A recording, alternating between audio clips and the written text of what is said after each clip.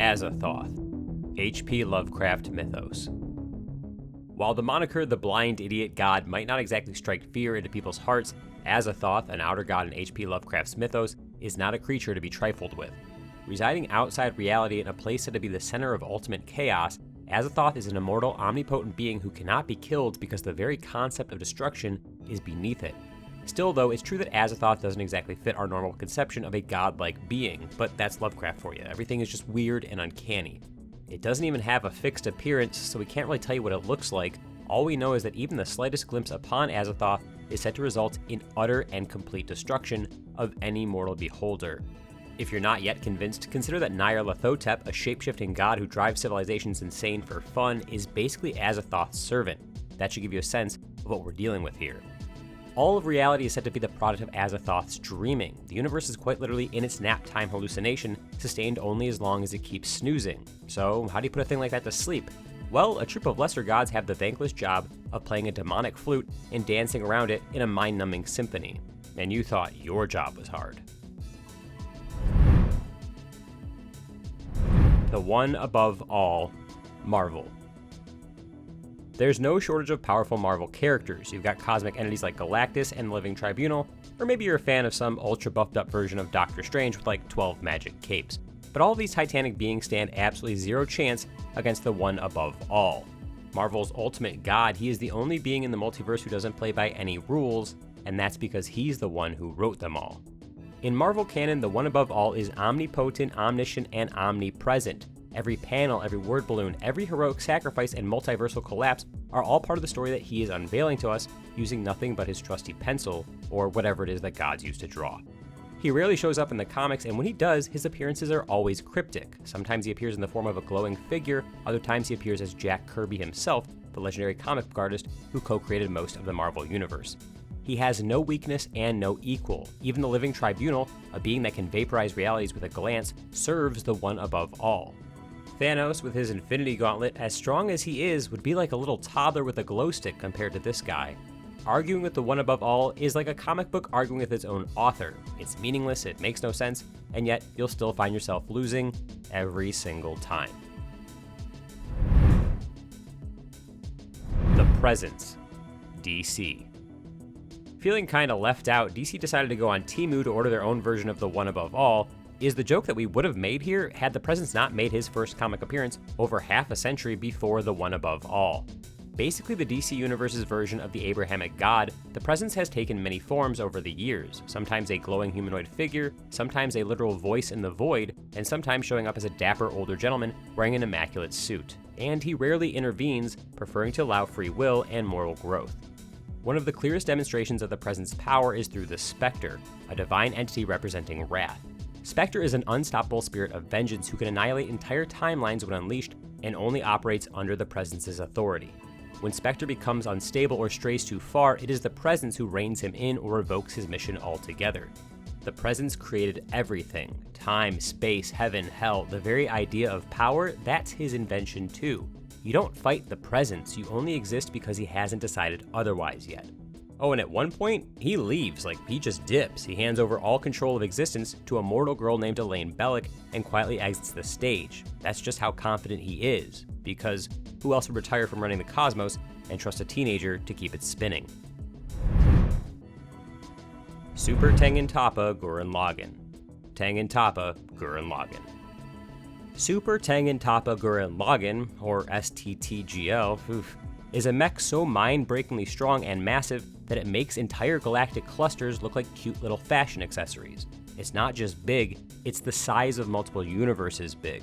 And it doesn't exactly tiptoe around with that power either. It breakdances through space-time while throwing universes around like shurikens. The original version of STTGL started off as a scrappy mech that was discovered and piloted by an adorable boy named Simon. But through the power of spiral energy, which is basically evolution on steroids, it kept getting bigger and bigger and then much bigger. First, it fought larger mechs, then it started to fuse with cities, then galaxies, and finally, well, basically all of reality. By the time Gurren Lagann reached its final form, it became more of an idea than a mech. A flaming, cape-wearing, dimension-warping idea that would eat an entire planet as an appetizer. Formed during the final battle against the apocalyptic entity Anti-Spiral, STTGL was humanity's answer to cosmic despair. The Anti-Spiral literally suppresses evolution across the multiverse, so to defeat it, the final form of Gurren Lagann materialized mostly from sheer belief and determination of the now 21-year-old Simon, along with the infinite amount of other Simons across the multiverse. Even when it was attacked by an infinite number of quantum missiles, each one existing across countless timelines, STTGL was like, so what, and batted them all aside like they're flies at a fish market. So how do you face an infinitely powerful machine like STTGL? You don't. You just pray that you're not standing in front of it when its theme song kicks in. Saitama, One Punch Man. Most heroes train to get strong, but none have achieved their goal as spectacularly as Saitama. This caped cue ball didn't fall into a vat of acid, nor was he bit by a GMO spider.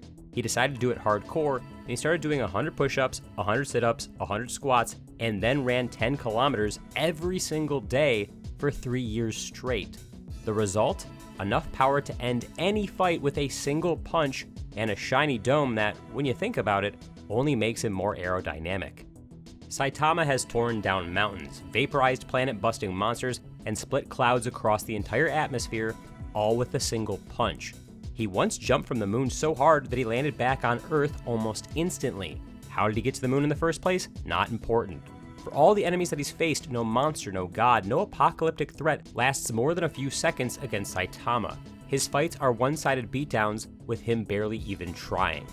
While other characters power up or evolve mid-battle, Saitama's biggest concern is that he might be late for the next big grocery sale. And that's not even a joke. He's never gone all out, he's never met someone who could push him to his limits. It's all just too easy for him. Saitama is so OP, his biggest enemy isn't a supervillain, it's just boredom. Zeno, Dragon Ball Super. At first glance, this adorable little jelly bean doesn't look like much of a threat, but don't be fooled, Zeno is the most dangerously overpowered being in the entire Dragon Ball universe. Whether it's Beerus, Whis, or Jiren, pretty much all of Dragon Ball's top-tier titans tremble in Zeno's presence.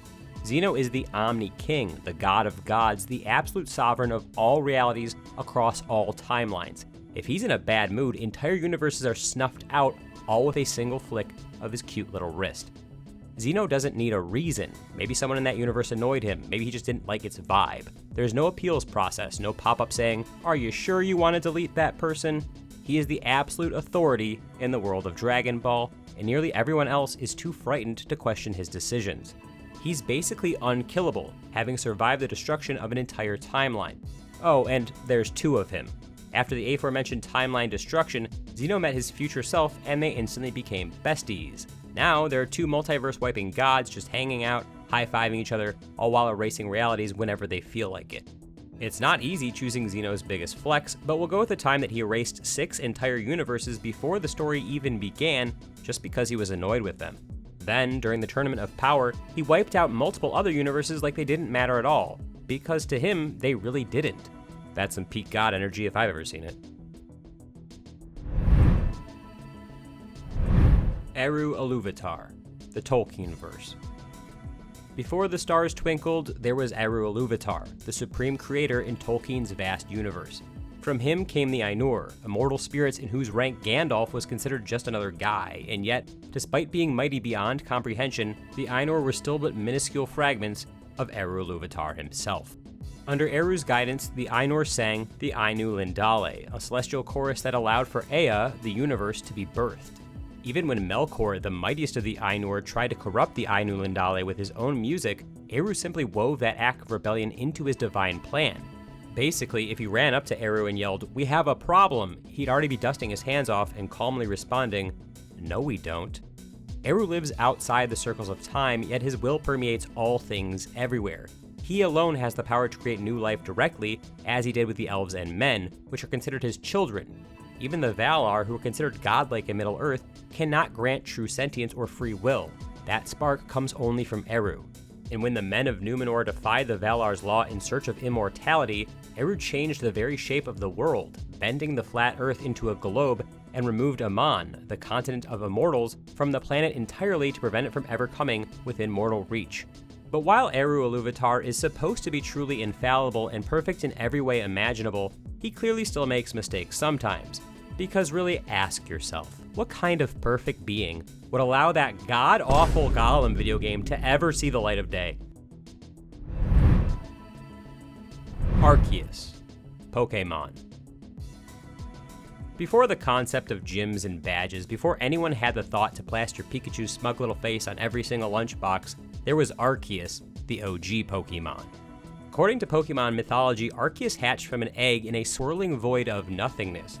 Completely unfazed, it immediately got to work creating 3 mythical cosmic dragons, Dialga and Palkia, who control time and space respectively, and then there's Giratina, who controls antimatter. But that third one became violent, prompting Arceus to use its might and simply banish it to the distortion world. There's always gotta be that one black sheep in the family, huh? Arceus didn't just stop at crafting the universe, though. It also created the Lake Guardians, Yuxi, Mesprit, and Azathoth, who respectively control human knowledge, emotion, and willpower. In other words, they control everything that makes you, you. A scary thought, yeah, but you just gotta remember, none of this is real. It can't hurt you.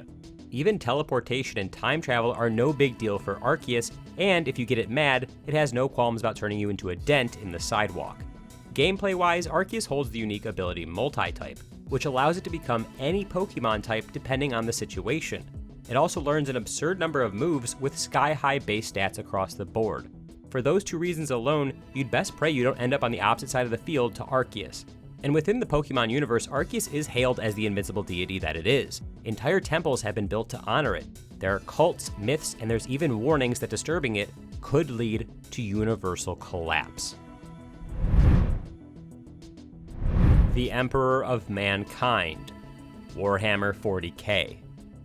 The Emperor of Mankind is a psychic demigod engineered from the collective will of humanity's ancient shamans, fused into one perfect being through ritual suicide and reincarnation. Yes, the first line of the description is already insane, and we're only warming up. An immortal being and humanity's strongest psychic, the Emperor's telepathic and telekinetic powers allow him to vaporize actual gods with a mere scowl. He united humanity during the Age of Strife, launched the Great Crusade, created genetically engineered super soldiers called the Primarchs, and basically gave humanity its last shot at not being devoured by the Chaos Gods. But despite the universal fear that he engendered, the Emperor was betrayed by his favorite Primarch, Horus Lupercal, and ended up fatally wounded. As a result, his body has been rotting on a golden throne for over 10,000 years, and yet somehow my man is still ruling the galaxy. Let us explain. Even though he's pretty much physically dead, the Emperor's spirit is actually immortal, and he uses it to power the Astronomicon, a lighthouse that guides ships across the warp, the alternate dimension of pure psychic energy that powers faster than light travel. Without it, humanity would be blind in a sea of soul-eating nightmares. And if all of that wasn't enough, the Emperor also uses his vast psychic powers to constantly fight the Chaos Gods on a metaphysical level, safeguarding humanity in the physical world. Again, all of that while his body is literally rotting on the throne. What's also kind of funny is that despite his strong anti-religion stance back in the day, people still worship the Emperor as a god. But hopefully, the irony isn't lost on all of those worshippers, because the Emperor is probably giving the most divine facepalm imaginable right now. Amara, Supernatural. When even God is terrified of you, you know that you're truly OP. Amara, aka the Darkness, is God's twin. While he crafted light, order, and all that cutesy angelic stuff, Amara was basically uncreation, the obliteration of everything, personified. In a show filled with enough end-of-day plots to make the Bible blush, Amara's mere existence was still an unprecedented threat. It took a lot from God to try and stop her, including the combined might of his archangels and the Mark of Cain to seal her away. Fast forward billions of years, and thanks to Dean Winchester being, well, Dean Winchester, the Mark of Cain gets broken, and Amara is unleashed. When she finally returns to the fold, the entire cosmic hierarchy panics. Archangels start fleeing, the planet starts dying, and even Death starts shaking in his boots. Yes, Death, the dude who once casually claimed that he would reap God himself, even he was scared of Amara. Capable of regenerating from basically any injury, Amara can manipulate matter and reality with casual shrugs, and withstand an attack charged with the combined might of all angels. She is the definition of built different. She casually consumes entire towns and eats all of the souls in them like breath mints. angels drop like flies when she's near, and demons scatter in fear. And when she is finally reunited with God after eons, she ends up beating him within an inch of his supposedly immortal life. In this instance, light could not withstand the darkness, and for a few minutes there, we watched the literal creator of the universe get absolutely ragdolled. But honestly, that's kind of what he gets. And with that, we wrap up our list of the most OP characters in popular fiction. Hey, thanks guys for watching the video and for sticking around until the end. Be sure to drop us a comment with your picks for the most OP characters of all time. And if you liked the video, like it, share it with a friend, and subscribe to our channel for more videos just like it. We'll be back soon, but for now, BingeBot is logging off.